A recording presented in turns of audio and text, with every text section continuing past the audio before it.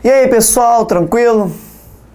Estamos aí novamente trabalhando em filosofia, sempre aí com vocês. Já conhece minha cara, já tá batido de tanto ver meu vídeo, né, filho? Gabarita Enem, você tá aí sempre pronto para gabaritar o Enem, não é? Filosofia. Filosofia trata de um tema que caiu nas últimas provas do Enem, materialismo. Juntamente com ele, o seu principal representante. Quando eu falo de materialismo, eu estou falando muito de matéria, daquilo que nós tocamos, daquilo que nós temos de concreto, não é? Então, o materialismo, ele vem inimigo do idealismo. Olha que legal, o idealismo pensa, o materialismo surge, certo? Aquilo de concreto, aquilo de vívido que você pode tocar, não é? Daquilo de vívido que você pode tocar, que você tem ali a sensação, toque, certo? O idealismo vem para o materialismo, no sentido geral, certo? Como eu comentei, principal representante, Karl Marx, o homem do materialismo.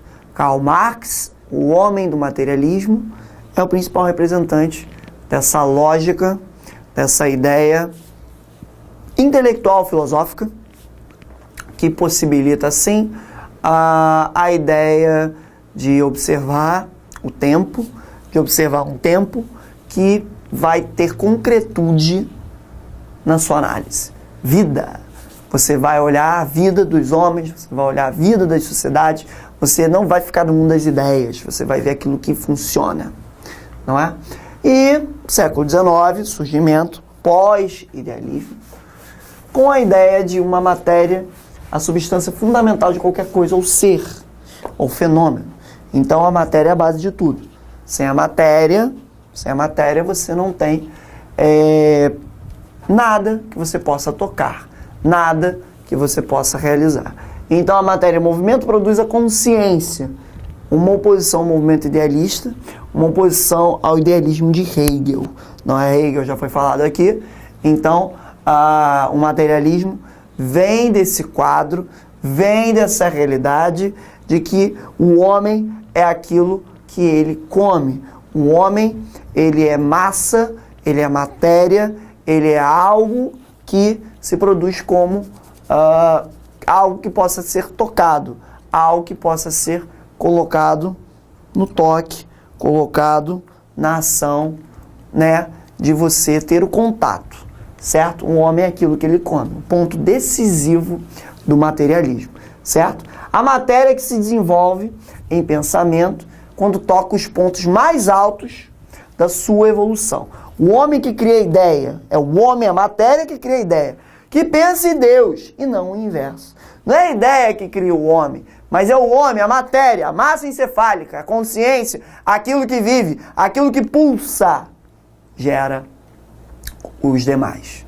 Então isso é interessante, pensar que essa lógica materialista, ela só é possível de se idealizar quando pensamos o homem como algo firme, como algo duro, como algo concreto.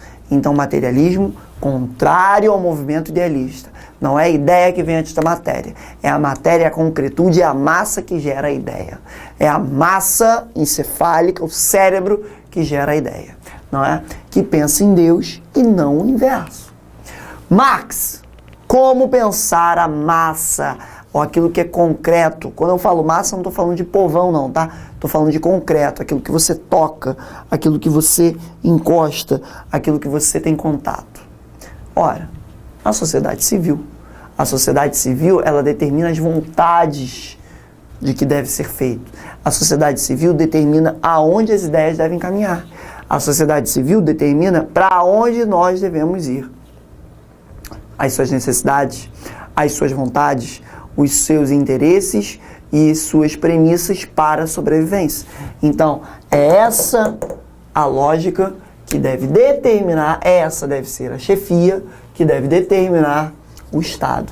Essa deve ser a chefia que deve determinar o Estado. Ficou claro? É a sociedade civil que determina o Estado. É a sociedade civil que determina o Estado. Sem ela, o Estado não existe. O Estado nada mais é que consequência da vontade, das necessidades de uma sociedade. E isso é colocado o tempo todo para fazer o quê? Num intuito de trazer uma lógica de que essa sociedade, ela faz, o Estado faz as ideias de acordo com o que precisa. E essa necessidade se resume basicamente na forma como a sua vida acontece. A vida material, a economia, a luta de classes, produz tudo. Sem a economia, sem a luta de classes, sem a indústria, sem o trabalho, você não tem nada que sirva como base para as ideias, como base para reconhecer a vida como um todo, não é? Então, a vida material possibilita a lógica, o entendimento de quê? Do sentido das ideias, da política, da sociedade. Então, se você tem uma vida material de um local empobrecido, você vai ter um Estado, a sociedade, a política pautada em cima dessa realidade. É interessante pensar que o materialismo possibilita essa realidade de quê? De entender que cada mundo vive as ideias de acordo com o que existe e não com o teórico. As ideias são bonitas na teoria, mas o que funciona, a prática, é o que está ali plantando, é o que está ali colocando isso em movimento, não é? Então, Marx, contribuição dele para o materialismo, para a lógica materialista no sentido geral. Ora, usar o método dialético hegeliano, kantiano, discussão, tese, antítese e síntese, uma pergunta, uma contra-pergunta, criticando a pergunta inicial e a síntese de tudo para produzir conhecimento, uma pergunta, uma contra-pergunta, uma réplica e a síntese delas, que possibilita pela dúvida e as suas respostas, produzir conhecimento, permite criar um materialismo histórico, criar um materialismo esse pautado em cima de um mundo em que eu questiono, eu obtenho respostas iniciais e eu produzo a verdade. Um materialismo esse que possibilita como a vida material foi produzida, como os homens atendem às suas necessidades num sentido amplo e geral. Então, dessa forma, eu explico como a vida surgiu e, dessa forma, trago o motor da história. A história se movimenta de acordo com a vida material dos homens, de acordo com o que é feito, é produzido pelas suas necessidades. De acordo com o que é feito, que é produzido, e que dessa forma se torna a base da explicação da história da humanidade. As necessidades humanas, elas fundamentam essa relação social, essa história, o homem e tudo mais. Se não houver necessidade, não vai haver movimento. E sem o movimento, não há caminhar da história. Então, dessas condições, desses buracos, desses pontos que devem ser atendidos, é que a história vai se movimentando, é que as relações sociais vão sendo produzidas, vão sendo trabalhadas. E desse trabalho é que pensamos como a história se desenvolve num caminhar materialista de análise da sociedade, de luta de classes, de pensamento econômico, de cronologia dos fatos históricos, de matéria. Ora, essas transformações econômicas e sociais permitem reconhecer a evolução da produção e a sua modificação, que vai possibilitar como a sociedade está caminhando, qual é o reflexo social presente nesse tempo, Como esses homens entendem o que deve ser feito e a sua trajetória. É essa a lógica que vai sendo colocada a todo momento. E que também possibilita um materialismo dialético, um materialismo de tese, antítese e síntese, que vai possibilitar uma filosofia, uma ciência da história. Uma ciência preocupada com a ciência da história.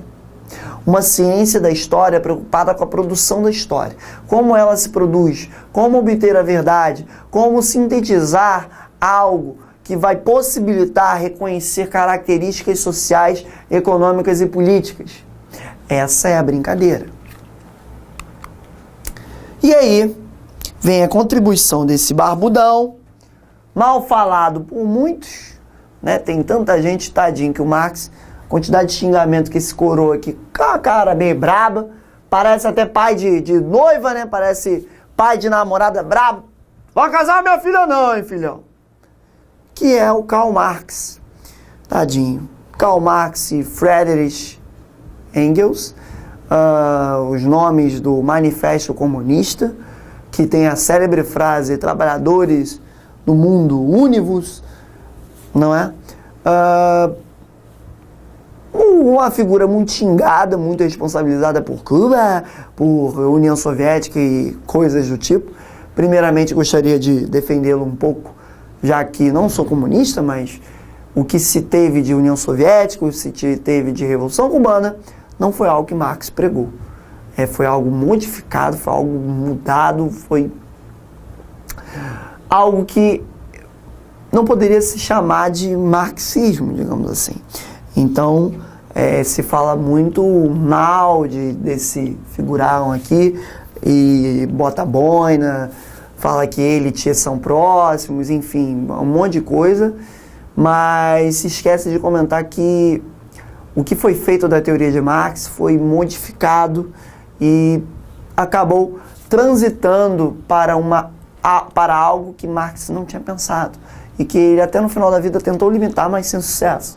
Então Karl Marx, um homem do século XIX, um homem que pensou o Manifesto Comunista, Karl Marx percebe que o progresso está vindo, que o homem está dominando a natureza de uma maneira ampla, de uma maneira geral, está dominando a natureza, está tendo controle das forças da natureza e que isso possibilita o progresso que também deveria acompanhar o progresso da qualidade humana, da qualidade de vida, mas que esse progresso ele está vindo junto com a opressão capitalista, está vindo com algo que é pisar na cabeça dos trabalhadores, oprimir os trabalhadores num sentido geral. Uma opressão capitalista que acaba enfraquecendo esse progresso, não é? O progresso acaba sendo minimizado, porque se for pensar o progresso, a tecnologia, o avanço, mas, entretanto, você tem um progresso que é enfraquecido por essa lógica capitalista de opressão. Uma opressão essa que está ali a todo tempo pressionando o trabalhador e colocando o trabalhador em mãos lençóis. Então ele reconhece esse tipo de escravização do proletariado, um proletariado que está ali escravo. É por esses e outros motivos que vai escrever o Manifesto Comunista, que entende que o operário ele deve dominar a mais-valia, que você vende seu tempo e esforço, mas não recebe nada em troca, não é? Não recebe nada em troca, certo? Vamos corrigir aqui porque isso acontece. Não recebe nada em troca. Então o operário vende seu tempo e esforço, mas recebe minimamente. Ora, uma lógica que eu comentei, isso quanto à primeira internacional, à segunda internacional, vocês lembram disso, a outra história, é que existe o termo de mais-valia.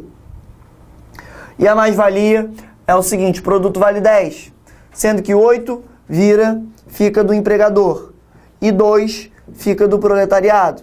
Então, essa divisão é uma divisão injusta, porque afinal quem produziu o produto tem menos de metade do que o produto realmente vale, do que o produto realmente pode gerar de riqueza. Então, se percebe muito que o trabalhador está sendo esmagado por um processo de criação do produto, que não valoriza o trabalhador, que coloca o trabalhador em maus lençóis. Então o trabalhador começa a ser esmagado pelo material que acaba sendo produzido. Ora, é por conta desse pensamento que ele argumenta que o trabalhador não tem a liberdade de pensar, que você precisa de algo que busca a sua concretude, o seu espaço físico. Você precisa ter entendimento do seu espaço físico. Ora, a ideologia norteia o pensamento do homem, escraviza. A ideologia é essa de que o homem, o trabalhador, ele deve ser condicionado pelo empregador. O empregador domina a figura do trabalho. Ora, esse indivíduo, ele está sendo o quê? Está sendo escravizado, está sendo cerceado. Então, você tem que buscar o quê?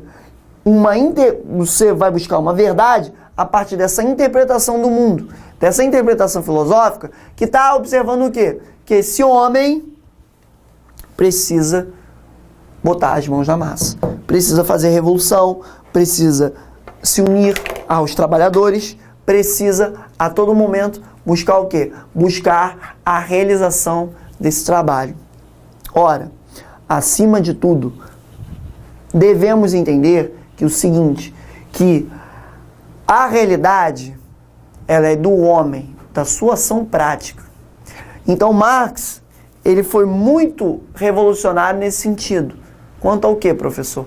Pensar que o homem, ele se torna uma ferramenta de ação revolucionária a partir do momento que entende que as ideias, elas são fruto da sua ação. Então, a partir do momento que ele tomar consciência de que a sua ação modifica o mundo, ele vai modificar a sua própria condição de escravidão e vai controlar esses meios de produção numa ditadura do proletariado, como o próprio Marx tinha imaginado e como ele pronuncia no final do seu livro Manifesto Comunista e fala: trabalhadores de todo mundo, une-vos em pró do quê? Em pró de uma ação conjunta, em pró de uma realização conjunta de toda a ação. Ok? Essa é a contribuição no materialismo de Karl Marx para vocês. Agradeço a atenção e até um próximo encontro.